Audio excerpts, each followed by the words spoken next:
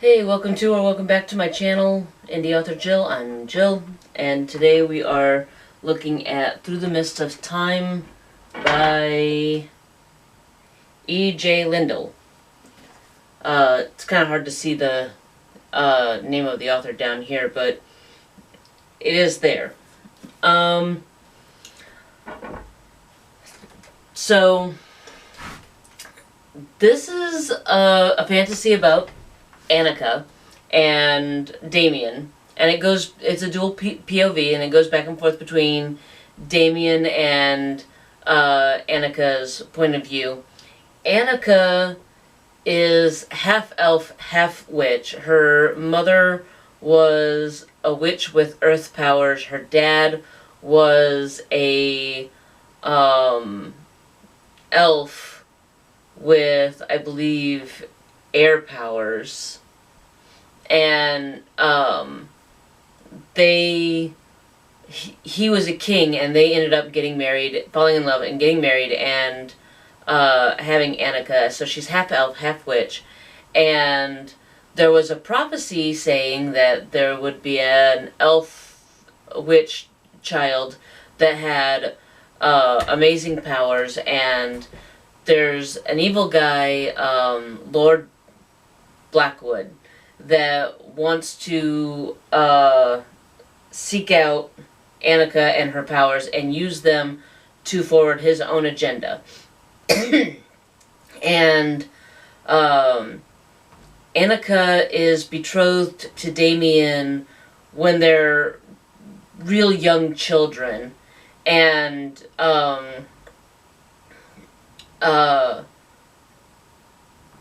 at one point when Annika, I believe when she was 10, Lord Blackwood came to try and get Annika, and because her power, she was being trained in her powers, and she was starting to come into her power, which is the Nightingale song, and her parents made a split decision to bind her and send her into our world with two guardians. They were kidnapped and killed, and Damien rose to his title of king because he was a prince. His parents were king and queen of his area, of his clan, and so his parents kind of went into hiding, leaving him to be a quote-unquote orphaned king, and to reign without his queen by his side because they couldn't find Annika. She had two guards, a male and female guard, had taken her into our world. They binded her, they put a binding spell on her, which gave her amnesia and kind of suppressed her powers, so that she couldn't be found, because her powers had a traceable element to it, to where it was so powerful that Lord Blackwood could easily track her even to another world.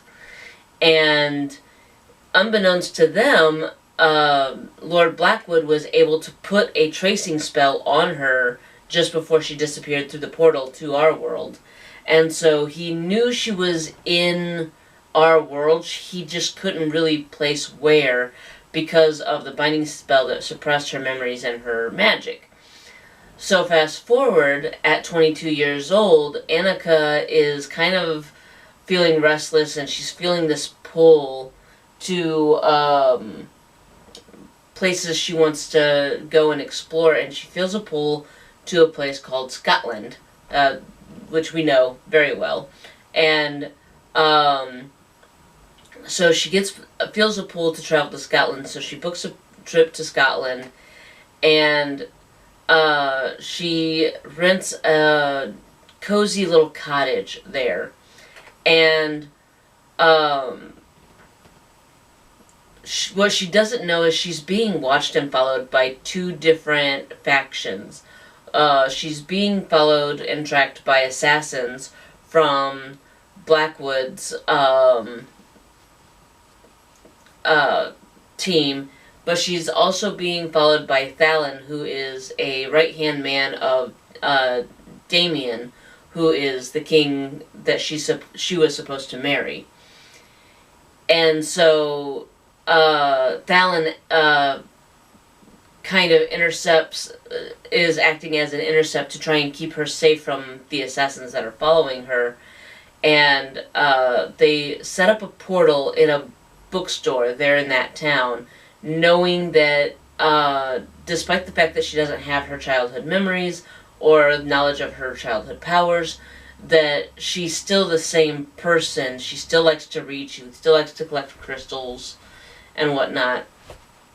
And so she ends up feeling a pull to this bookstore. So she goes to the bookstore and she finds the portal that brings her back to her world. And then she has to go through this whole thing. They're like, hey, you're a princess, you have magic powers, and they're trying to like be patient and let the memories come back, because they are starting to come back in fractured pieces, but they're not full pictures. And so she's trying to figure out, okay, are these just dreams or are they actual memories? And they're trying to be patient, but they're running out of time, because now that she's back in their world, Blackwood is even more capable of figuring out that she's back. And the more she figures out, the more she remembers, the more dangerous it gets, because the more she remembers, the more stronger her power grows. And the stronger her power grows, the more traceable she is to Blackwood. And so they have to decide what's going to be best. Do they surrender her to Blackwood and let her fight him on her own? Or does she stand with the clan and fight him with the backing of the clan? And the reason that this is such a big deal is because the last battle, they lost a lot of people, and they're not sure that they can sustain that kind of loss again. So if she goes by herself, she will potentially save a lot of people if she is capable of standing her ground by herself to defeat Blackwood on her own. And but Blackwood has no intention of being defeated by her or anyone else. So, you know, it's a risk to send her by herself, because what if she's not capable of defending herself against him, and he does end up turning her against the world she's now come back to claim the throne of. Because if he's able to control her power and, control her and control her powers, then he can take over the entire world that she's currently, their world. And so there's this, what's going to be best, what is their best chance of success, basically. Because on one hand, they want to save as many lives as possible, but they don't want to send her if it means that they're going to lose the war, obviously. So, that's what Annika has to decide as, what's going to be the best move, and how to move on from that. I liked Annika, because Annika is, when I was a little girl, this is exactly who I wanted to be when I was growing up. She is very accepting of everything when she comes in, because she's got this intuition of people, to where as soon as she sees someone, she can say, okay, you're a good person, you have good intentions, you're a bad person, I don't like the intentions that's coming off of you, you are not friend. But so when she gets to her new world and they set her up in her own little cottage while she's getting used to the new world and the magic and everything.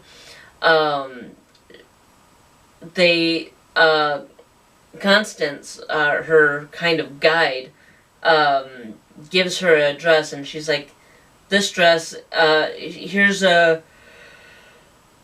Oh, sorry. Here's a dress that is more befitting of our princess, and she puts the dress on, and like any proper girl, she is delighted to find that the dress has loads of pockets, and her first thought is, "Ooh, for all the crystals I'll find," and I'm sitting there thinking, "Ooh, for all the pretty rocks I find." You know, and she goes through a walk through town with Damien, and they're stopping in at different bookstores or different apothecaries or whatever, and she's just like, "Oh yeah, I'd like to go in and see this. Oh, I'd like to check this out," you know. But then they get to one street, and something kind of shiny catches her eye, and she's like, "Crystals!" And I'm like, "Shiny rocks!" And I was definitely the kid that was coming home with pretty rocks in her pockets. I was kind of a tomboy, so I very rarely wore dresses unless it was picture day or my parents insisted that it was like some special occasion like Christmas or whatever, a wedding or a funeral. I would wear a dress, but otherwise, if it wasn't a special occasion, I did not wear dresses if I could help it, because none of my dresses had pockets, and I wasn't allowed to climb trees or play in the creek if I was wearing a dress. So I was normally jeans and t-shirt running around, and I would be collecting rocks. I remember during one family reunion, we were having the reunion at a park, and all of my cousins and my brothers are all playing on a playground or doing whatever, and I'm just walking along the creek with my dad, and he kind of lowers me down because it was a deep embankment, and he just lowered me down into the creek because we saw some rocks and golf balls. So I'm sitting there scooping up golf balls and rocks out of the creek and putting them in my pocket, and my mom was not happy about how wet I was. And my dad's like, "It's a sunny day, she'll dry," you know. I was like, my dad got me, you know. And so, yeah, I would get the golf balls for him and the pretty rocks for me. And my mom was constantly throwing out my rocks because she just didn't get it. But I totally get Annika. She's like, "Yes, I want the pretty rocks. Of course I want the pretty rocks and the crystals and the apothecary herbs, and I want the books." And she's got a nice cozy chair in her bedroom that she can just curl up in and read books. And I'm like, yes, this is the only reason I ever wanted to be a princess, is if it meant that I could have the Belle's library and all the time in the world to just sit and read books, you know. So as you can imagine, this is kind of me living a dream of creating a job where I get to read books. So yeah, as usual, I will leave the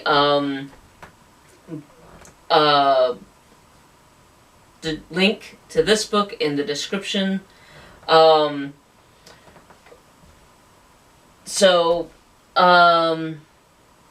Yeah, I would, if you like fantasy, I mean, there's trigger warnings at the beginning. This has, you can choose to skip a lot of the front, because I would definitely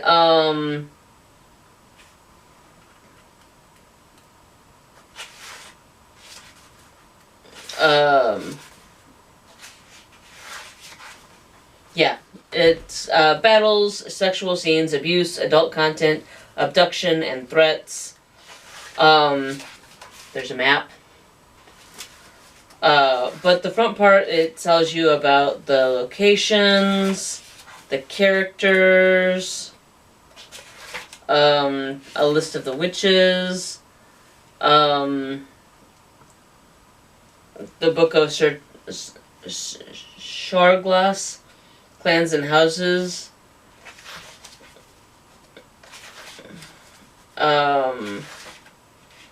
some notes. A wormning. So there's some translations. Yeah. Some of the words in this book are loosely based on Gaelic and Elven words, all taken from an online dictionary. And then you get into the journey. Now, the chapters. I love the chapter headings because you got this beautiful faded artwork in the background. Those are really cool. So, yeah. But you can skip the front content if you want. It does help you go into the book with a bit more familiarity. But, like, I first started reading it without, I just kind of skipped that at first. And as you're going through and reading, you can kind of figure out what the Elfish and Gaelic words are. And because they're in context. And they're very well used in context, so you can sit there and say, okay, yeah, I know, I understand what that this word means king, or this one means daughter or son or mother or father, you know, so, but I did eventually go back to look at the different things, and I could see that, like I said, it does lend an air of familiarity, but it also is not entirely necessary. I think that I think it shows to read it shows a bit of reverence towards the work that the author did. But it's kind of like for me, the table of contents, as long as, like, it's good knowledge to have going in, but you quickly learn a lot about these different, the different houses and the lands, and the language as you read through it, read through the book. So it just kind of depends on your preference of discovery. Like, do you want to go in with feeling like you already know about this world, or do you want to discover the world? And because you don't necessarily get to discover the world through Annika's eyes, because, like I said, she has amnesia and she's rediscovering it, but she only has access to, like, one part of the kingdom while she is, or one part of the world while she is going through the amnesia part. She doesn't experience the rest until her memories come back. And so she goes into these lands not as someone discovering them, but as someone who is remembering them. So you're not discovering them with her in the sense that you would in a lot of cases where someone has been taken from our world and knows nothing about the new world they're going into, and they're discovering it at the same time the reader is. I would say it's a take it or leave it, honestly, but it was interesting to get the insight for me. Yeah, if this sounds like your kind of book, click the link in the description below and go get yourself a copy. I got the I'm not exactly, usually I get the paperback, but I think I either accidentally got the hardback, or the hardback for some reason was cheaper than the paperback. I don't know. But I'm glad to have the paperback. I'm glad to have the hard copy book. It didn't make much of a difference other than the fact that I couldn't bend the cover back like I normally do. I'm very abusive to my books, okay? I dog ear the pages, I annotate in the book, I use highlighters and pens. I know I'm evil, I know. But, yeah, like I said, if you think that this is going to be a book you're going to like, then absolutely go get it. And I will see you in the next one. Until then, that's all I got for you. Yeah. Bye.